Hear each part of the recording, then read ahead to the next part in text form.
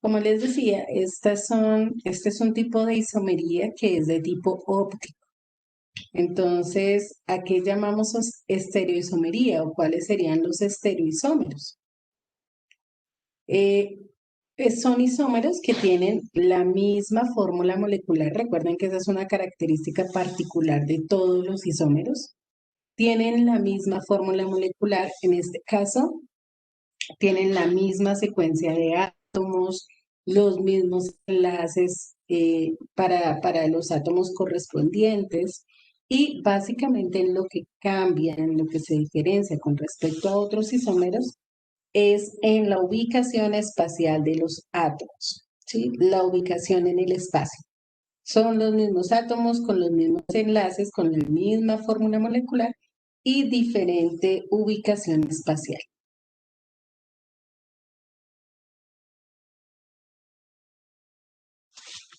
Entonces, tomamos el apunte de lo que son los estereoisómeros y ya hablamos de su clasificación. Bueno, continuamos entonces. Dentro de los estereoisómeros, que les recuerdo Mi son vida, isómeros, espera un momento, mi vida. ay, de perdidos, ya lo devolví.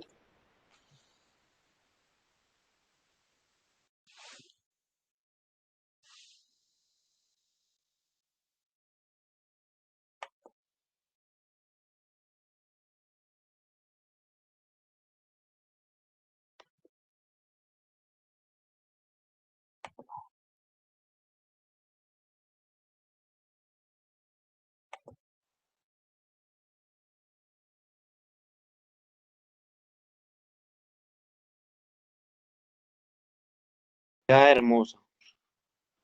Ok, entonces les decía que dentro de los estereoisómeros, que son de carácter óptico, se pueden encontrar cuatro compuestos diferentes, los enantiómeros, los que son diastereoisómeros, los compuestos epímeros y los anómeros. Nos vamos a enfocar principalmente en este momento en los dos primeros, en los enantiómeros y los diastereoisómeros. ¿Por qué? Porque los compuestos epímeros y anómeros ya los veremos directamente cuando estemos hablando de los carbohidratos. En cambio, hay otros compuestos que no son carbohidratos y son enantiómeros y diastereoisómeros presentando estereoisomería. Bueno, entonces en primer lugar, los enantiómeros. Los enantiómeros son imágenes especulares que no son superponibles. ¿Qué quiere decir eso? Que cuando tú colocas esa imagen en el espejo, eh, si colocaras las dos imágenes, o sea, la real y la imagen del espejo, una sobre la otra, no van a quedar los átomos exactamente en el mismo lugar, ¿sí? No hay posibilidad de que sean superponibles. Superponibles es cuando quedan exactamente de la misma manera, en el mismo lugar, como sucede, por ejemplo, con las figuras simétricas. Pero en el caso de los enantiómeros no son superponibles, es decir, al quedar la imagen eh, y su reflejo, digámoslo así, no tendríamos una sola imagen, no podría, digamos, una solapar la otra, sino que se notaría la diferencia. Porque básicamente esto sucede debido a que tienen un átomo que está unido a cuatro grupos químicos distintos, cuatro grupos de átomos diferentes. Ese átomo se llama átomo asimétrico o átomo quiral. Entonces, cuando se presenta asimetría, no es posible que una molécula pueda superponerse con otra. Si ustedes lo miran, pasaría como por ejemplo con las manos. Si nosotros ubicáramos nuestras manos de esta manera, simulando que en medio de las dos hay un espejo, ¿cierto? Que tendríamos la mano y la imagen especular. Entonces, en el momento de colocar una sobre la otra, nos damos cuenta que no van a encajar, ¿sí? No van a encajar, no sea una sola imagen, sino que se nota que son las dos manos. A eso entonces es lo que llamaríamos un enantiómero, ¿cierto? No es posible superponer la molécula mm, con su imagen especular. Y esto es debido, como les digo, a la presencia de grupos distintos unidos a un átomo, que en este caso, vuelvo y repito, se llama átomo quiral. ¿Sí? Cuando no se pueden superponer, hablamos de moléculas quirales. Entonces, por favor, tomamos el apunte y ya miramos un ejemplo de un enantiómero.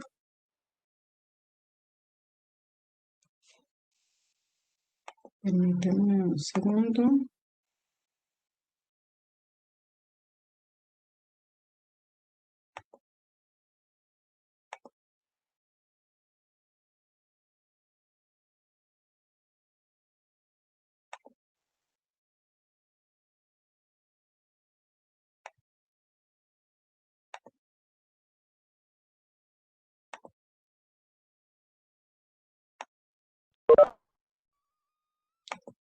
Bueno, entonces vamos a mirar ahora un esquema de lo que sería un enantiómero, lo que les acabo de explicar. Entonces, fíjense, tenemos aquí una molécula y su imagen especular. Podemos ver claramente que si esta imagen la colocáramos sobre la que está a través del espejo, no quedarían los átomos ubicados en la misma posición, ¿sí? Entonces no se pueden superponer. La razón cuál es, tenemos un átomo aquí en el centro, que es un átomo asimétrico o un átomo quiral, así se llama. ¿Por qué se denomina de esta manera? Porque está unido a cuatro grupos atómicos diferentes. Fíjense que aquí tenemos una unión a un carbonilo. Por este lado tenemos la unión a un hidroxilo. Del lado izquierdo tenemos la unión a un hidrógeno y en la parte inferior aparece un CH2OH, ¿cierto? Entonces, fíjense que cada grupo al que está unido este carbono es totalmente diferente. Para que exista quiralidad, para que exista una molécula que se denomine de esta forma, tiene que ser así. Tiene que haber un átomo que sea asimétrico o un átomo quiral. De lo contrario, pues no vamos a tener enantiómeros. Entonces, en todos los enantiómeros, en todos los mm, compuestos que se comportan de esta manera, debemos encontrar un elemento, un átomo que sea asimétrico, es decir, que presenten la unión a cuatro grupos atómicos diferentes. Hacemos el esquema, por favor.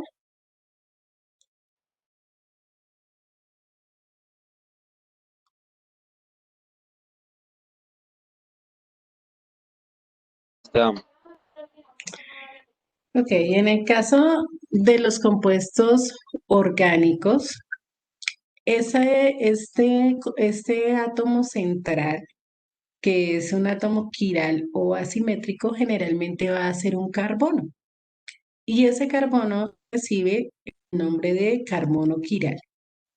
Aquí podemos ver en el siguiente esquema a qué nos referimos con esto de una manera de pronto mucho más fácil.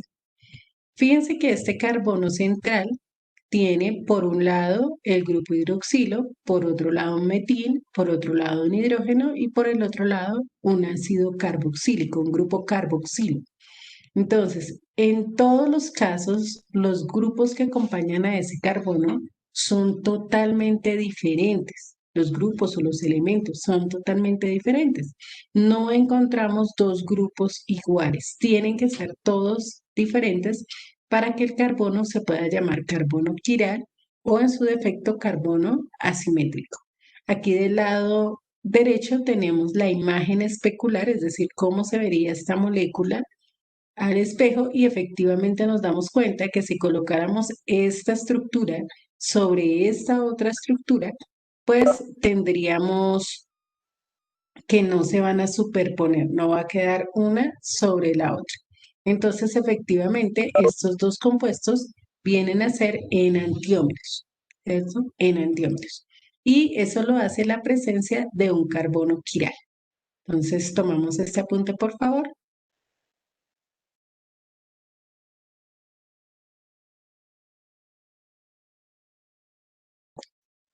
Entonces vamos a hacer este ejercicio y voy a hacer el ejemplo con el primer punto. Lo primero que debemos hacer es escribirlo como estructura. ¿Sí? Es mejor escribirlo como estructura para que sea más fácil visualizar si hay o no carbonos quirales. Entonces tenemos el esqueleto de la cadena que en este caso tiene 4 carbonos, ¿cierto? Para la 4 carbonos. Tenemos entonces que el primer carbono tiene 3 hidrógenos, ¿cierto? Nuestro segundo carbono tiene 2 hidrógenos. El tercer carbono tiene aquí un cloro y de igual manera tiene un hidrógeno. Y el cuarto carbono tiene 3 hidrógenos. Y empezamos a analizar carbono por carbono. Entonces, fijémonos en el carbono número 1, ¿cierto? O más que el número 1, el carbono de la izquierda. Entonces, ¿qué podemos observar de ese carbono? Sus 4 enlaces, ¿hacia dónde van? ¿O con qué elementos? ¿O cómo están organizados los 4 enlaces?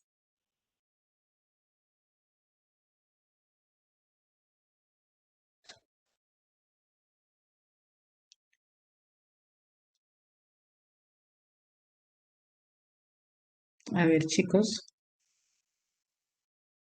este primer carbono, carbono de la izquierda, ¿a qué elementos está unido? Ok, 3 enlaces tiene con los hidrógenos, ¿cierto? 3 enlaces con los hidrógenos y un solo enlace que lo une al resto de la molécula, ¿cierto? No digamos solamente al carbono, sino lo une al resto de esta molécula. Entonces, ¿ese carbono será quiral o no será quiral?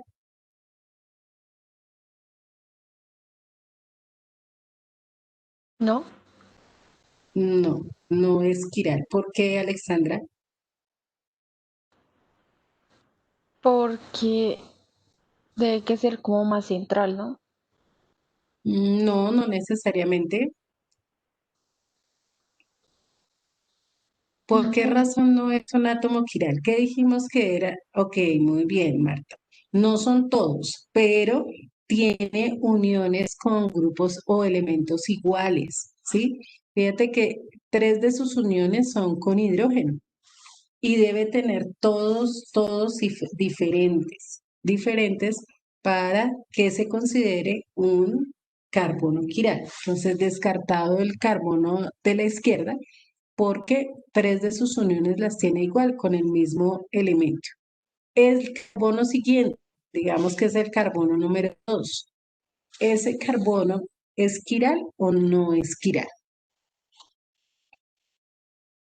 Muy bien, Heidi, Marta, no es quiral. Muy bien. ¿Por qué no es quiral? Fíjense, aquí tiene un hidrógeno y aquí también tiene un hidrógeno. De este lado es un CH3, puede ser. De este lado, pues tenemos el resto de la molécula que lo hace diferente, pero esos 2 hidrógenos, al ser el mismo elemento, pues nos hacen ver que no sería una molécula quiral. Vamos con el carbono número 3. Entonces, de este lado tenemos un hidrógeno, de este lado tenemos un cloro, acá tenemos un CH3 y por acá tenemos como el resto de la molécula, CH3, CH2.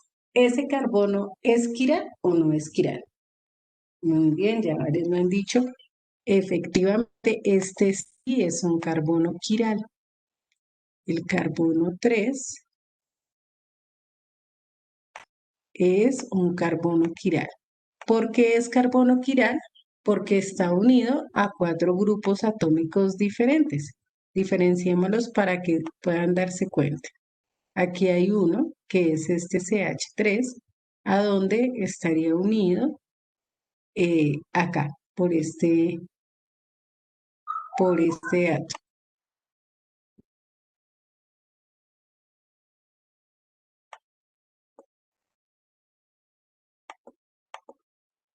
Bueno, digámoslo así.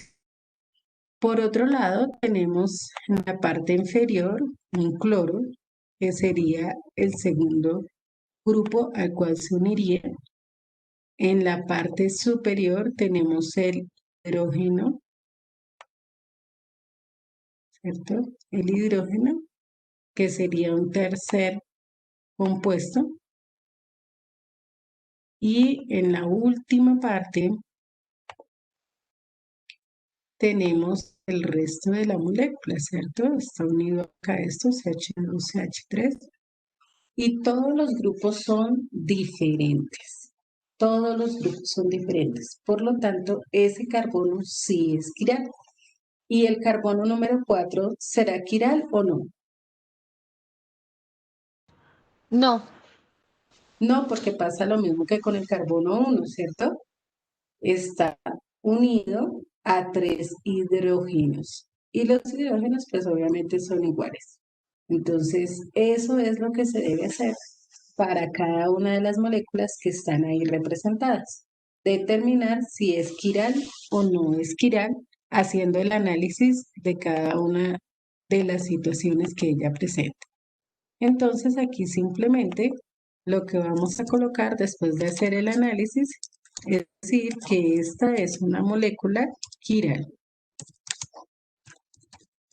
siempre y cuando exista un átomo, por lo menos uno, de carbono, que sea quiral, toda la molécula es quiral.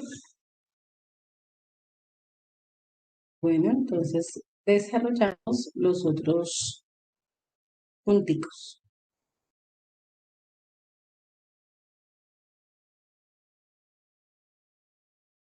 Pero solo toca ponerlo si sí es o no es, o también toca poner como por decir la evidencia. Felipe, hay que poner la evidencia. Pero digamos en el B, que creo que ese no es quiral, ahí quedaríamos si digamos no hay ninguna diferencia. ¿No dejamos de aplicar? Tienen que hacer la estructura y mostrar con la estructura que precisamente no es quiral, ¿sí? No es quiral. Es así, haciendo la estructura, Bueno, gracias. ¿ok? profe, en el B, ese que es CH3, que es como una ramita, se dibuja como Ujú. CH3 así. Sí, claro, también es una ramificación, pero también tiene su estructura. Entonces ese también toca hacerle como la C y las 3H. Ajá, sí, señora. Gracias. Bueno.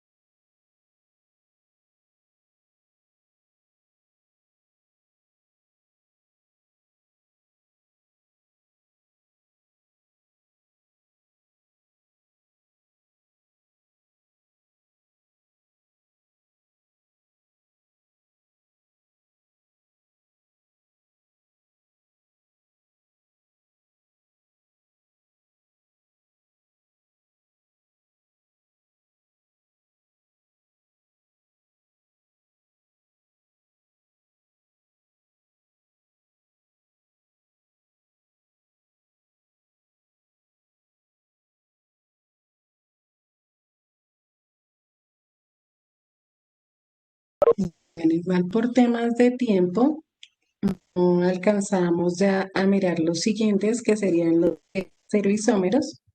Entonces, por ahora tengamos esa actividad ahí en el cuaderno y luego yo se las voy a solicitar junto con otra actividad. Entonces, esta ya la tienen ahí lista y cuando les habilite junto con otra actividad, entonces mandamos esta. Bueno, entonces quedamos por hoy hasta aquí y continuamos el jueves con el resto, o sea, mira los otros tipos de estereoisómeros.